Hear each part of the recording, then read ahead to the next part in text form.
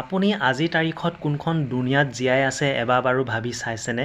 যদি ভবা নাই আপুনি ভবাৰ দৰকাৰ আছে, কাৰণ বৰ্তমান যুগটো হৈছে টেকন'লজি যুগ আৰু এই টেকন'লজি যুগত যদি আপুনি আগৰ ধৰণে কথাবোৰ চিন্তা কৰি আছে, আগৰ ধৰণে কথাবোৰ যদি ভাবি আছে, তেন্তে আপুনি এই টেকন'লজি যুগত একো কৰিব নোৱাৰে।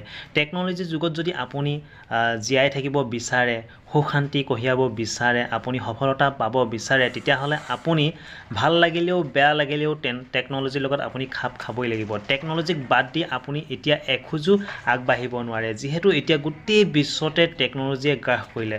সেইকাৰণে ক'লোঁ আপুনি টেকন'লজিক বাদ দি এখোজো আগবাঢ়িব নোৱাৰে।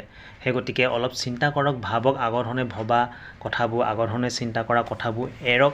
এতিয়া বৰ্তমান সময়ছোৱা মই আকৌ কৈছোঁ টেকন'লজিৰ যুগ, টেকন'লজিৰ যুগৰ লগত টেকন'লজিৰ লগত খাপ খাই চলিবলৈ চেষ্টা কৰক। টেকন'লজিৰ লগত খাপ খাই কিবা এটা কৰা আপুনি কৰিবলৈ বিচাৰক, তেতিয়াহে আপুনি আগবাঢ়ি যাব পাৰিব। ধন্যবাদ।